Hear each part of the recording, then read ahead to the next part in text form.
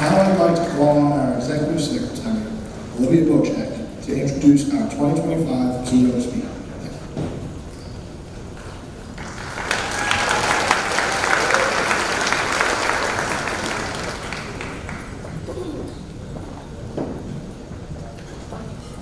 Please join me in welcoming Dr. Jason Finkelstein. Dr. Finkelstein is a proud graduate of Staten Island Technical High School, class of 2006. He went on to pursue a career in medicine, becoming a board-certified emergency medicine physician with a subspecialty in emergency medical services and disaster medicine, completing his medical training at the Johns Hopkins University. He currently serves as an emergency physician for the Department of Defense in Washington, D.C., and also holds the position of Medical Director for Calvert County Emergency Medical Services in Maryland. In that role, he oversees nearly 250 EMTs and paramedics, guiding the daily operations that are critical to public safety and emergency response. We are excited to have him back and grateful he's here to share his journey and experiences with us today. So please join me in giving a warm welcome to Dr. Jason Finkelstein.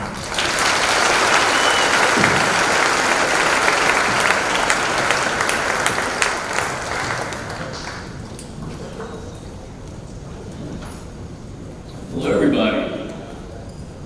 I don't have any magic tricks or props, but I'll make do. My techies, to the proud families and friends, thank you for the love and support you've given these graduates every step of the way. To the incredible faculty and staff, your dedication and passion have helped shape the minds and hearts of our leaders. And to Principal Mr. Allwine, thank you for this opportunity to speak today, but also for your steadfast leadership and vision. And to the Staten Island Tech Class of 2025, congratulations. Today is your moment, and you've earned it. I can't believe I'm standing here almost 20 years after walking out those same doors, armed with a TI-83 calculator, endless dreams, and the belief that life could be solved with a Scantron and an SAT score. Let me start by saying what an absolute honor it is to be back. To be honest, it feels like I've time traveled a little bit, except now I have student loans, some back pain, and some emotional scars from just going through residency. But otherwise, I still feel like that nerdy, overly ambitious teenager who thought AP Calculus was the key to happiness. Spoiler, it's not. Before we dive into the heavy stuff, I need to address the elephant, or should I say seagull, in the room. Yes, we are the Staten Island Tech Fighting Seagulls. I'm still not over it. Somewhere in mascot history, someone said, let's pick a bird that screams, steals food, and poops on cars. It'll be perfect. And we all said, yes, let's do that. But you know what? Maybe it fits. Because life is messy. It's noisy. It's unpredictable. And filled with moments of needing to be adaptable. And like a seagull, sometimes you have to squawk, just a little louder to be heard. And other times, you'll need to spread your wings and fly. So maybe the seagull is onto something. Now let me tell you a little bit about my journey after tech. Thought I had it all figured out. Go to college, get into medical school, find a cure for something important, maybe win a Nobel Prize by 30, easy stuff, right? Wrong. Life doesn't always coincide with your five-year plan. As I witnessed in the ER, life is often unpredictable. After college and the fun of studying for my MCAT, I got into medical school. Then did residency, where sleep is optional, and food groups basically consist of whatever fits into your white coat pockets for that day.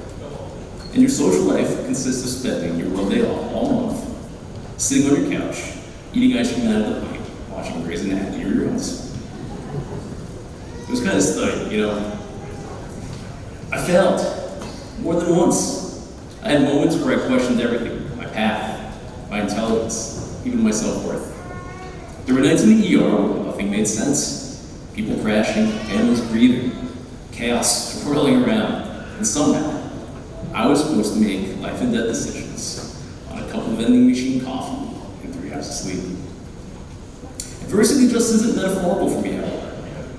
About a year and a half ago, February 8th to be exact, my life changed in ways I never could have imagined. That morning started like any other. Rolled out of bed the same way I had for the last 36 years, 1 foot at a time. I had no idea that that day would become one of the most significant, unforgettable days of my life. While serving in the field as an EMS physician, I suffered a traumatic injury that led to the loss of my right leg. In that moment, when everything stopped, when I was no longer the one helping, but the one being helped, it would have been easy to let bitterness, anger, frustration enter my mind at that time. To ask, why me? To quietly step back and let my pain write the next chapter and fade into the background. But I didn't. I chose to see it not as an ending, but as a proving ground. A moment to show myself who I really am when everything is stripped away.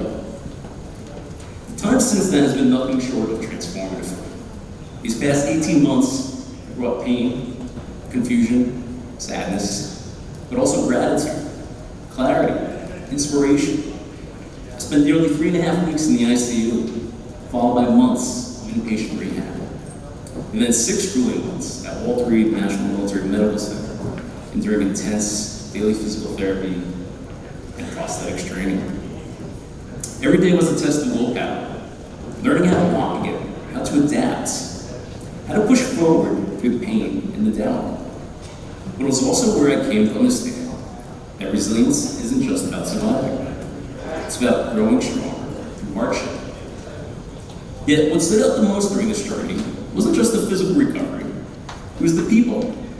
I've learned that in your darkest, most uncertain moments, the presence of family and friends is a light that never dims. From every message, call, prayer, visit, and kind gesture, I felt the force stronger than the hardship itself. Love. I was reminded that we aren't meant to carry heavy things alone. That leaning on others doesn't make you weak, it makes you stronger. I left Walter Reed not only physically rebuilt and part robot, but mentally fortified with a deeper sense of purpose and an unshakable drive. Yes, I lost my leg, but I gained perspective, purpose, and a new kind of strength. I returned to work full-time in the ER this past September. Not because it was easy, but because I refused to let my story end in pain. The obstacle didn't define me. How I responded to it, however, did. Growth doesn't come wrapped in comfort. It's messy, emotional, and often unpredictable. But it's necessary, and when you're surrounded by the right people, that growth becomes possible and beautiful. And here's the thing, failing, setbacks, that doesn't disqualify you. In fact, it qualifies you. Every medical code I ran where I couldn't save someone taught me empathy. Every shift where I was overwhelmed taught me humility. Every 4 a.m. trauma taught me something about toughness. You don't only learn from the wins, you also learn from what happens when the world kicks you down and you still get back up to scrub back in. Emergency medicine is the greatest metaphor in life. You walk into the unknown, you adapt, you respond, you triage, you stabilize, and sometimes you just need to breathe. You hear this a lot, but it's true. Clarity doesn't always come right away, and success isn't a straight line. It's more like the stand on a ferry, unpredictable, foggy, occasionally delayed, and full of characters. But if you stay the course, keep showing up, and trust yourself, even when things feel uncertain, you will find your way. So if you're sitting here wondering if you'll make it through that first year of college without your old support system, through late night study sessions that blur into the morning, through the pressure to feel the need to have it together and all figured out, or even just trying to get through today, I want you to hear this loud and clear. You are built for this. You are more resilient than you think. And you are exactly where you need to be. And don't forget to laugh. Laugh when things go wrong. Laugh at yourself. Laugh at the ridiculousness of it all. I once stitched a gentleman's forehead. It was a busy overnight ER shift. And while I was stitching him up, he asked, "Can I recite Bohemian Rhapsody?" He was convinced that it would help reduce his pain. Honestly, it kind of worked. That's the magic of humor. It brings humanity back from the chaos. So as you stand on the edge of your own future, whether you're headed to college, straight into the workforce, or taking a gap year to find yourself, know this. You don't have to be perfect. You just have to keep moving. You just have to fight, like a seagull who just spotted a french fry. Let that be your spirit animal.